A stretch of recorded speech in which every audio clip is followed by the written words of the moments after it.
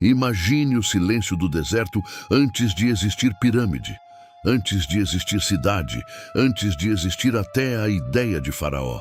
Só areia, vento e rocha. O sol nasce, a luz toca a pedra e surge a sombra do que parece um leão gigante olhando para o horizonte. Não há placa, não há nome, não há explicação. Existe apenas a esfinge, ela está ali, imóvel. Gigantesca, esculpida não com blocos encaixados como todo o resto do Egito, mas removendo pedra. Isso é estranho. A esfinge não foi construída. Ela foi revelada da própria rocha. É como se alguém olhasse para o deserto e dissesse: aqui dentro da terra existe algo escondido. Vamos tirar o excesso. Ninguém sabe quem teve essa ideia primeiro. Esculpir uma montanha para criar uma forma perfeita, com corpo de animal e rosto humano, parece coisa de mitologia, mas é real e foi feito com ferramentas simples, num tempo em que, teoricamente, ninguém sabia fazer algo tão grande.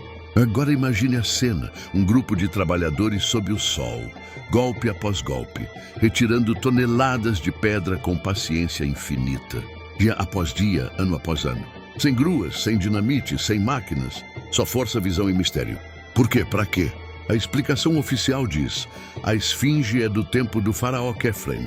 E pronto, assim se ensina há mais de um século. Mas aqui está o detalhe. Não existe em toda a esfinge nenhuma inscrição dizendo isso. Nada, nenhum símbolo, nenhum texto, nenhuma marca com o nome de Khafre. Essa ideia nasceu de uma suposição antiga, feita quando arqueólogos ainda estavam começando a entender o Egito. Um pensou, outro repetiu, e rapidamente virou verdade absoluta. É como ouvir um eco. A ideia viaja, volta e ninguém lembra de onde veio.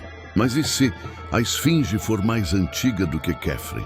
E se ela estivesse ali primeiro e o Egito só a adotou, isso muda tudo.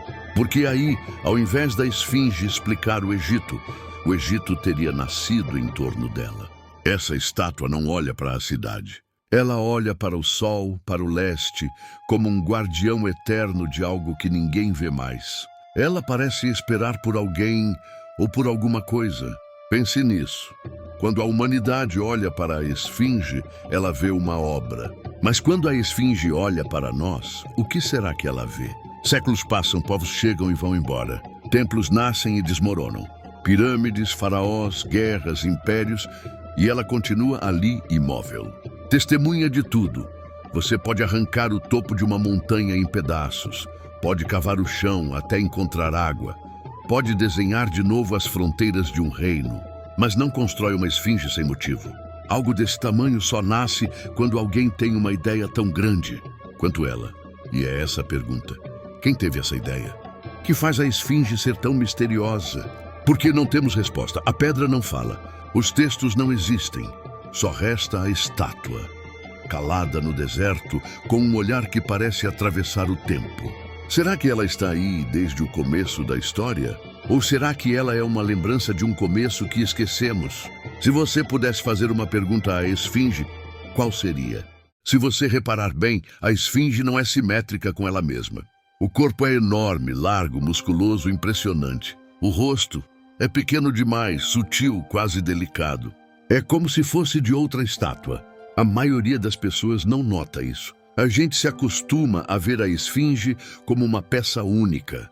Mas quando olhamos com calma, ela parece contar duas histórias diferentes. O corpo de um animal poderoso e um rosto humano que chegou depois. Imagine a tempestade de areia, milênios atrás, desgastando a pedra. O corpo exposto sofre com vento, chuva, calor e frio. O rosto está mais protegido, mais novo, como se tivesse sido esculpido num tempo diferente. Alguns especialistas sugerem que originalmente a esfinge tinha a cabeça de um leão. Isso combina com o simbolismo antigo. O leão é guardião, protetor das portas do mundo. Ele vigia portais invisíveis, lugares onde o dia nasce e morre. Faz sentido. A esfinge olha para o nascer do sol, a fronteira entre luz e escuridão. Agora imagine essa cena. Uma civilização vem depois, talvez séculos depois, talvez 1000 anos depois, e vê a estátua. Ela é gigantesca, misteriosa, assustadora. E eles dizem, Isso deve ser um deus. Isso deve ser um ancestral nosso. Vamos dar um rosto humano a ele. Eles esculpem o rosto de um faraó, como sinal de respeito, de apropriação, de identidade nova. O corpo permanece, o rosto muda. É estranho pensar nisso, mas quantas vezes na história humana algo antigo foi refeito para caber na cultura nova? Tempos modernos mudam templos antigos, mudam símbolos, mudam nomes. História não é fixa, ela é reaproveitada. Se isso for verdade, então a esfinge tem duas datas de nascimento. Uma quando foi esculpida da rocha e outra quando ganhou o rosto humano. A ideia é simples, mas assusta, porque abre outra pergunta. Se o rosto é novo, quão antiga é a criatura original? Olhe para ela outra vez. O corpo é memória, o rosto é interpretação. É como se o tempo tivesse duas camadas, uma que esquecemos e outra que inventamos para explicar o que restou. Quando você observa a esfinge, está olhando para um palimpsesto, uma pedra que foi escrita, apagada e reescrita. E tudo isso sem uma única palavra.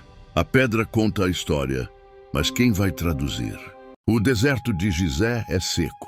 Seco de um jeito que a pele queima em minutos, de um jeito que o vento parece uma fornalha. Nada ali diz chuva, nada ali sugere rios descendo das rochas. E ainda assim, a esfinge carrega marcas profundas na pedra que só aparecem quando a água cai do céu, por muito tempo. Não são riscos do vento, não são trilhas da areia, são cicatrizes onduladas como o fundo de um rio. A pedra desceu em curvas suaves, como se o tempo tivesse passado com água, dia após dia. O que isso significa? Significa que a esfinge viu clima diferente. Um Egito que não era deserto, um Egito verde. Um Egito de chuvas fortes, tempestades tropicais e rios temporários rolando sobre o platô. Esse Egito não existe há milhares de anos. Muito antes dos faraós nascerem, muito antes dos nomes que conhecemos, é desconfortável pensar nisso. Porque a história que aprendemos coloca o Egito como o início da civilização local. Mas e se o início não fosse o Egito? E se ele fosse só o herdeiro de algo que o deserto engoliu? Às vezes, quando o vento e a areia dançam juntos, parece que o passado sussurra. As rochas guardam lembranças. Imagine essa cena. A esfinge recém-esculpida, com chuva batendo nas costas, formando poças nos pés gigantes. E lá, à frente, o sol nascendo. Isso não combina com o que conhecemos, mas combina com o que a pedra mostra. A erosão não mente. É claro que essa teoria divide a arqueologia. Alguns defendem com paixão, outros rejeitam com força. Mas a discussão é parte da beleza da história. Quando não sabemos, perguntamos. Quando perguntamos, avançamos. De uma coisa podemos ter certeza: a esfinge viu um Egito que hoje só existe na imaginação. E talvez, justamente por isso, ela parece olhar tão longe no horizonte, como se lembrasse de algo que ninguém mais lembra. Se você ficar diante da esfinge ao amanhecer, vai notar algo estranho. Ela não está olhando para a pirâmide, não está olhando para a cidade. Ela está olhando para o céu. Exatamente para onde o sol nasce, como se estivesse esperando ou guardando um portão. Muita gente pensa na esfinge como escultura, mas talvez ela seja relógio, um marcador, um carimbo no chão dizendo: aqui começa o dia, aqui começa a história. Culturas antigas adoravam o céu, não porque era bonito, mas porque era calendário. As estrelas eram ponteiros, o sol era a régua e a lua, o livro. Hoje, luz de cidade esconde as estrelas. Mas no passado, o céu era um mapa claro e o deserto, um papel infinito. Alguns acreditam que a esfinge marca uma época muito antiga, quando a constelação de Leão surgia no horizonte, exatamente onde ela olha agora. Isso faria dela uma estátua do próprio céu. Se isso é verdade, ela é memória cósmica, não só terrestre. Agora imagine um povo que não deixa escritos, mas deixa pedras. Pedras alinhadas com sol e estrelas. Pedras que duram mais do que tinta. Pedras que falam quando ninguém mais fala a língua. É impossível saber a intenção exata. Mas o gesto é claro. A esfinge olha para o leste como quem espera o primeiro dia. Alguns chamam isso de mito, outros chamam de astronomia. Eu chamo de pergunta aberta, porque o céu não prova nada, só sugere. E a sugestão é sempre mais forte do que a certeza. Se a esfinge é um relógio, que data ela marca? Se ela é um mapa, que caminho aponta? A pedra não diz, mas o olhar sugere.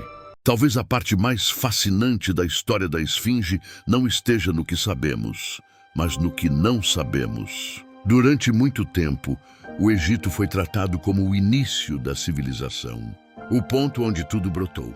Mas a esfinge parece perguntar, e antes disso? Se o corpo é antigo demais, se o clima não combina, se o rosto não é original, então talvez a esfinge seja uma herança, uma memória de pedra criada por um povo que não deixou escrita, não deixou nome, não deixou templo, apenas símbolo, e os faraós encontraram ela aqui. Olharam e construíram o resto ao redor.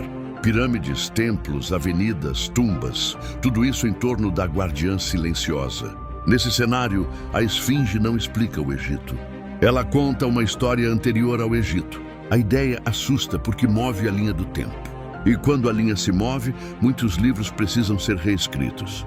Mas a história é isso, movimento. Talvez nunca saibamos quem esculpiu o primeiro traço. Talvez nunca saibamos se o rosto era leão. Talvez a água seja a memória de outra era. Mas uma coisa é certa, ficar diante da esfinge é sentir a presença do desconhecido, o peso de tudo que esquecemos, a certeza de que houve vida, pensamento, arte, muito antes de alguém decidir colocar datas nos fatos. A esfinge é pergunta, e perguntas não envelhecem. Agora eu te pergunto, você acha que a esfinge foi feita pelos faraós? Ou acha que ela veio de uma história que ninguém contou e que o deserto tentou esconder?